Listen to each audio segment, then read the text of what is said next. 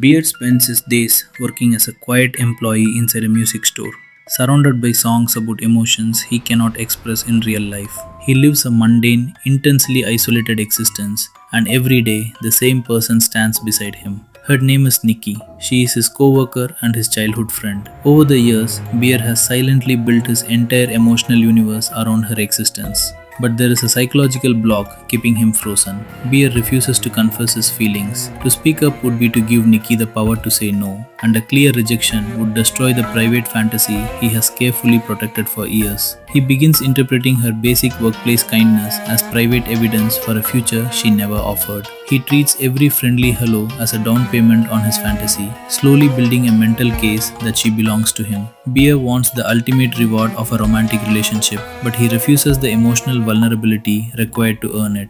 Then something enters his life that offers an alternative. Inside a strange shop, Bear discovers the One Wish Willow. It looks like a harmless novelty item designed to attract desperate people looking for magic without dealing with consequences. Confronted with this magic, Bear faces a choice. He could ask for the courage to speak to Nikki. He could ask for the strength to accept whatever honest answer she gives him. Instead, he chooses to bypass her free will entirely. He snaps the object in half and asks for Nikki to love him more than anyone else in the world.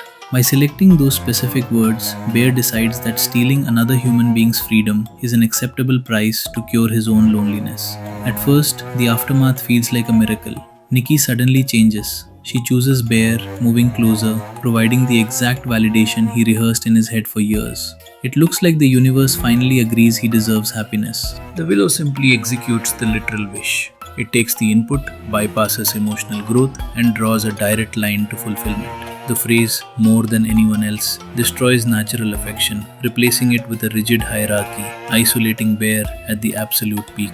Because of this literal translation, Nikki doesn't just want Bear anymore, she needs him. Every other person in his life, friends, family, casual acquaintances, becomes active competition that the wish must neutralize. Love built through magic has no natural limit to slow it down. Without that limit, the devotion Bear begged for begins tightening around him like a rope. The illusion shatters as Nikki's behavior degrades. Her intense affection turns into a paranoid, unblinking possessiveness. Their relationship becomes a constant surveillance state. She tracks his movements, questions his every conversation. Friends and rivals face terrifying consequences simply for taking Bear's attention. Yet Bear remains in deep psychological denial.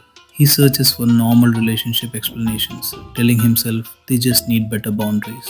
Admitting the truth means admitting Nikki never consented to any of this. He finds himself trapped in a paradox. He tries to keep the reward of Nikki's love while removing the punishment of her obsession. Every attempt Bear makes to regain control only accelerates the disaster. His initial desire for absolute control is exactly what created the infection in their reality to begin with. The One Wish Willow functions as a mirror rather than a monster. It didn't invent Bear's desire or corrupt his intentions. It simply removed the moral barrier between Bear's want and his actions. This leaves us with a chilling possibility. Nikki might still be fully conscious inside her mind. She may be terrified watching herself hurt people, unable to stop the command controlling her. This chart of their dynamic illustrates why Bear's initial fear was misguided. When the circle representing free will vanishes, the remaining affection turns into captivity. A painful, honest rejection would have allowed both of them to remain human. The willow gave Bear literal fulfillment. Happiness would have required him to grow and accept disappointment. Now, Bear faces his final, inescapable punishment. It is not physical violence, but absolute, permanent doubt. He must spend the rest of his life receiving the exact attention he always wanted. He will hear the romantic words he begged for, knowing every single day that he made those words meaningless. Love requires the freedom to withdraw. The moment that choice disappears, love vanishes, leaving only obsession behind.